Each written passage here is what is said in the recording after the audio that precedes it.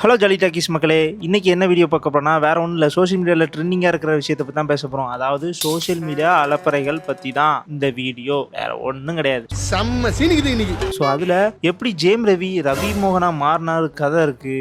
போடா போய் 4 பேரோட பேசு பழகு போ. துச்சமே இல்ல. உன்னை அசிங்கப்படுத்தினதுக்கு 6 நாள் அரசாங்க லீவே உள்ளாம் போல. அது மட்டும் இல்லாம லைக் மூவில இந்த பாட்டு போட்டிருக்காங்களா. ஸோ அப்படிப்பட்ட இன்ட்ரெஸ்டிங்கான வீடியோ தான் இந்த வீடியோல இருக்க போது. ஸோ வாங்க வீடியோக்குள்ள போலாம்.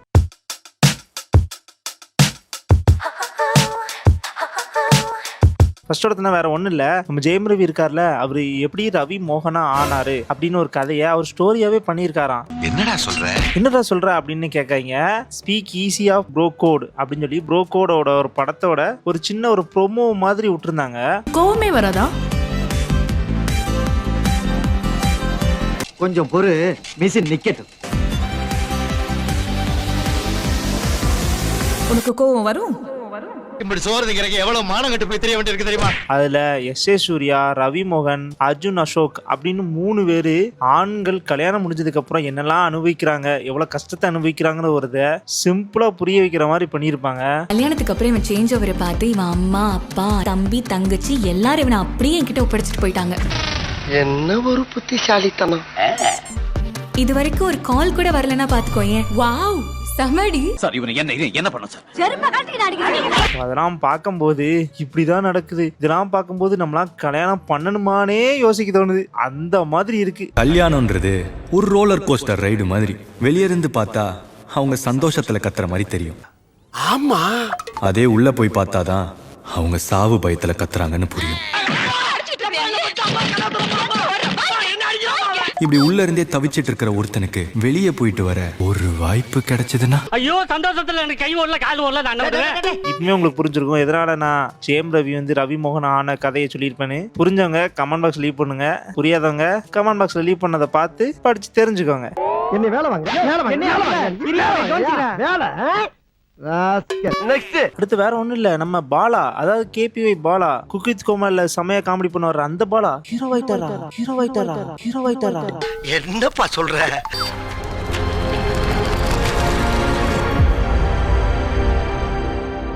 வா,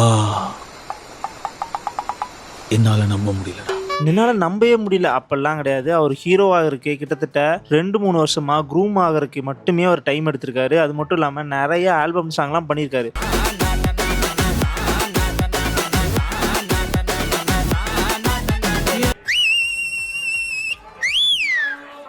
ஸோ அதை வச்சே இப்போ காந்தி கண்ணாடி அப்படின்னு ஒரு படத்தை எடுத்திருக்காரு. அதாவது படத்துல ஹீரோவா நடிச்சிருக்காரு. அந்த படத்துல உண்மையிலே சொல்ல போனா நேச்சுரலாவே சூட் ஆகுறாரு. சொல்ல போனா அந்த கதையில அவர் நல்லாவே சூட் ஆயிருக்காரு.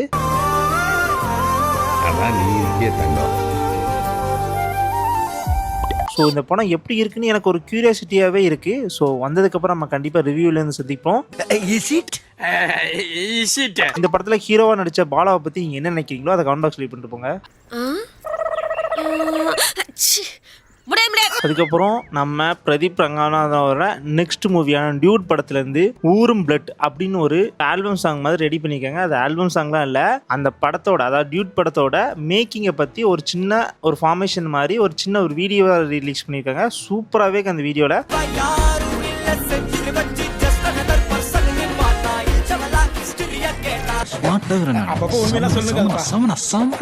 அந்த வீடியோவை பார்க்கும் போதே தெரியுது இது ஒரு மாதிரி ஃபன் கலந்த ஒரு காலேஜ் முடிஞ்ச ஒரு வேலைக்கு போகிற மாதிரி ஒரு சிச்சுவேஷன் அமைகிற மாதிரி ஒரு கதையாக தான் இருக்குன்னு தோணுது. பட் உண்மையில சொல்ல போனா இந்த பாட்டில் நீங்க நிறைய சீன்ஸ்ல பாத்தீங்கன்னா ரஜினியை ரெசம்லன்ஸ் பண்ற மாதிரியும் தனுஷை இமிடேட் பண்ற மாதிரியும் நிறைய சீன்ஸ் இருக்கு. முக்கியமா ரஜினியோட ஸ்டைல அப்படியே ஃபாலோ பண்ணியிருக்காரு.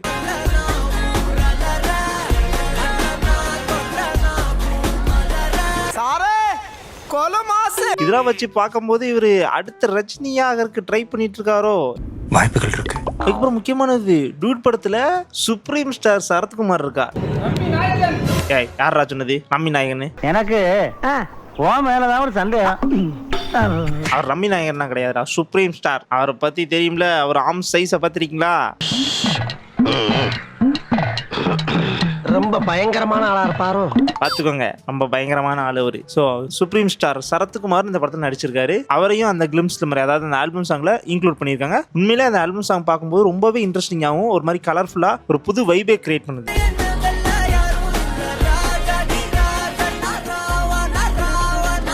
அதுக்கப்புறம் இன்னொரு படம் இருக்கு பிரதீப் ரங்கநாதனுக்கு, வேற ஒண்ணும் இல்ல, லைக், அதாவது லவ் இன்சூரன்ஸ் கம்பெனியா, லவ் இன்சூரன்ஸ் கம்பெனி. அந்த படத்தோட ட்ரெய்லர் ரிலீஸ் ஆயிருச்சாங்க. பார்த்தா உலகம் எங்கேயோ போயிடுச்சு. வருஷம் 2040 ஆகுது. நான் நினைச்சேன் ஒரு நார்மலான லவ் ஸ்டோரியா இருக்குன்னு பார்த்தா வருஷம் 2040 தான். ஆனா 2040 இன்னும் ஒரு 15 வருஷத்துல வர்ற போகுது.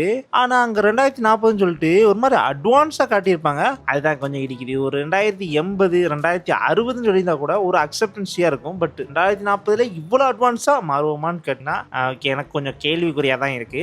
சரியான சந்தேக பேர் வழி. பட் அந்த படத்தோட ட்ரெய்லரை பார்க்கும்போது உண்மையிலே சொல்ல போனா அந்த மாதிரி உலகத்துல தான் நம்ம வாழணும், செம்மையா நம்ம டெவலப் ஆயிருக்கோம் அப்படின்னு இருக்கும். Super super.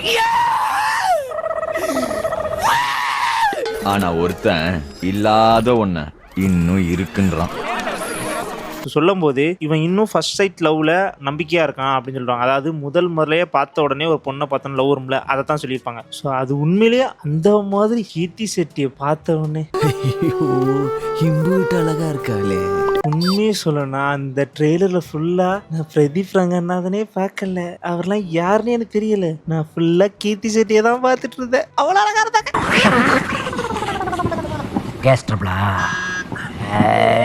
அதுலயும் நான் ரொம்ப நாள் ஆசைப்பட்ட விஷயத்த அப்படியே விஷுவலா காட்டியிருப்பாங்க. அதாவது நான் ஹாலிவுட் படத்தை பார்த்து ஹாலிவுட்னு சொல்லிட்டு அதுல ஒரு மலையில வச்சிருப்பாங்க ஹாலிவுட், அதே மாதிரி நம்ம சென்னையில இருக்கிற மாதிரி கோலிவுட் அப்படின்னு வச்சிருப்பாங்க பாருங்க. அதுல உட்காந்து கீர்த்தி செட்டி எல்லாம் உட்காந்து பேசிட்டு இருப்பாங்க. அந்த சீன்ஸ் எல்லாம் பார்க்கும்போது வேற மாதிரி உண்மையில நடந்தா எப்படி இருக்கும்.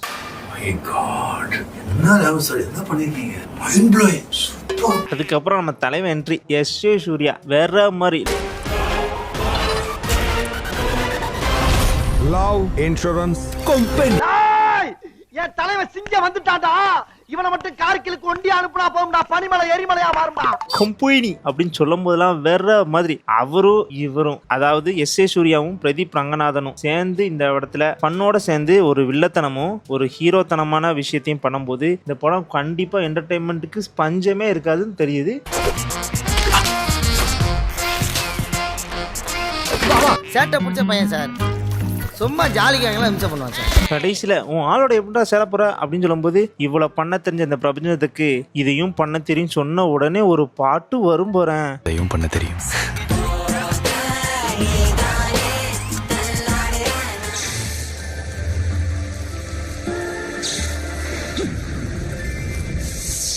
நான் என்னையும் மறந்துட்டேங்க.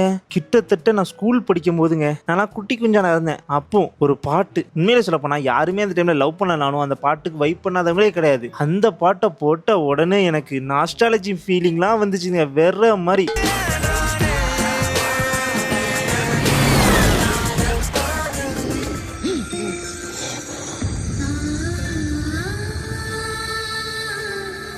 அனிருத் கிட்டத்தட்ட 10 வருஷத்துக்கு முன்னாடி போட்ட பாட்டை இந்த வருஷம் போட்டதுக்கு அப்புறமும் அதுவும் அந்த படத்துல அட்வான்ஸா இருக்கிற மாதிரி காட்டியிருப்பாங்க. அப்படி கூட அந்த பாட்டு அந்த படத்துல அவ்வளோ சூட் ஆகுதுங்க, அவ்வளோ பியூரா, அவ்வளோ கிளீனா. அந்த படத்தோட பார்க்கும்போது அந்த விஷுவலோட கேட்கும் போது வேற லெவலுங்க.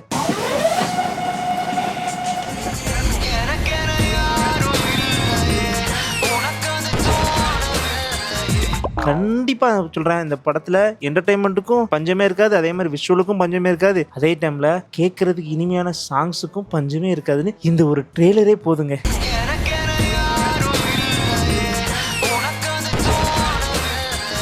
ஏலியன்ஸ், உங்களுக்கு விஷயம் தெரியுமா? ஒரு விஷயம் வந்தா அடிக்கிறேன். நான் மச்சான் கோச்சினியா சொல்றா, கோச்சினியா? ஆமாடா, என்ன போதுங்க? தெரியாம அடிச்சா சொல்றா. அண்ணன் தானடா அடிச்சேன் சொல்றா. போய் தொலை. வேற ஒண்ணும் இல்லைங்க, நம்ம விஷால் அண்ணனுக்கு பர்த்டே வாங்க. டென்ஷன்ல வளராது, கரெக்டா சொல்லு. சி நம்ம விஷால் அண்ணனுக்கு கல்யாணங்க. நம்ம விஷால் அண்ணனுக்கு என்கேஜ்மெண்ட் முடிஞ்சிட்டாங்க.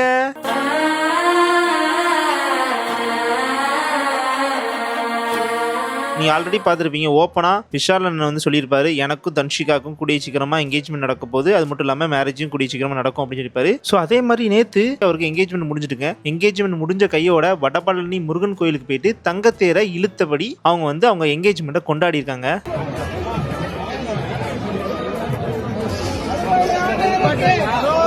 உண்மையில பார்க்கும்போது அவரோட பேச்சுலர் லைஃப்ல இருந்து வெளியே வந்துட்டாருங்க. ஆனா எஸ்டிஆரை பார்க்கும்போது தான் கொஞ்சம் வருத்தமா இருக்கு.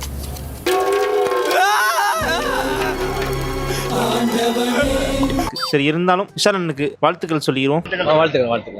அதுக்கப்புறமும் நான் ஏதாவது சோசியல் மீடியால கிடைக்குமான்னு தேடிட்டு இருக்கும்போது சம்பந்தமேலாம் அவன் கையில வந்து மாட்டினானே. யாரும் ஒண்ணும் இல்லைங்க, வாத்தம்லான்னு ஒரு கலைஞர் டிவில போட்டுட்டு இருப்பாங்களே, அதுல இந்த வாரம் ஏதோ ஷோ நடக்க போதான்.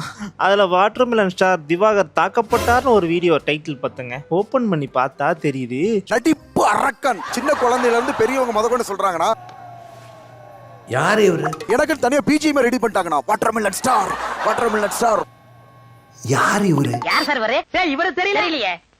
இவர்தான் பிரிட்டிஷ் இளவரசர் சார்லஸ். நடி புறக்கன் டாக்டர் திவாகர்னு சொல்லும் போதுலாம் இந்த ஷோ எங்கேயோ போய் இடிக்க போகுதுன்னு தோணுது. உங்களுக்கு என்ன தோணுதோ கமெண்ட் பாக்ஸ் லீவ் பண்ணிட்டு போங்க. இந்த ஷோவை பார்த்துட்டு நம்ம ரிவ்யூ பண்ணலாமா வேண்டாமான்னு கமெண்ட் பாக்ஸ் லீவ் பண்ணிட்டு போங்க. எனக்கு இவனை நோண்ட வேணாமான்னு ஒரே கன்ஃபியூசிங், அதனால தான் உங்கள்கிட்ட கேட்குறேன். ஸோ கமெண்ட் பாக்ஸ் லீவ் பண்ணிட்டு போங்க. எழுதிடலான்னு முடிவு பண்ணிட்டேன்டா. நான் அடுத்த வீடியோவில் வந்து சந்திக்கிறேன். இந்த வீடியோ உங்களுக்கு பிடிச்சிருக்குன்னு நினைக்கிறேன். முடிஞ்ச அளவுக்கு இதை ஃபன்னாக கொண்டு போயிருப்பேன். அதே டைமில் சோஷியல் மீடியாவில் என்னெல்லாம் நடக்குது, புதுசாக என்னெல்லாம் அப்டேட் வந்திருக்குன்னு சொல்லியிருப்பேன். ஸோ இந்த மாதிரி வீடியோவும் உங்களுக்கு வேணுமா, அதையும் கமெண்ட் பாக்ஸில் லீவ் பண்ணிட்டு போங்க. நம்ம அடுத்த ஒரு இன்ட்ரெஸ்டிங்கான வீடியோவோட வர வரைக்கும் நான் தான் உங்கள் ஜாலி. பை.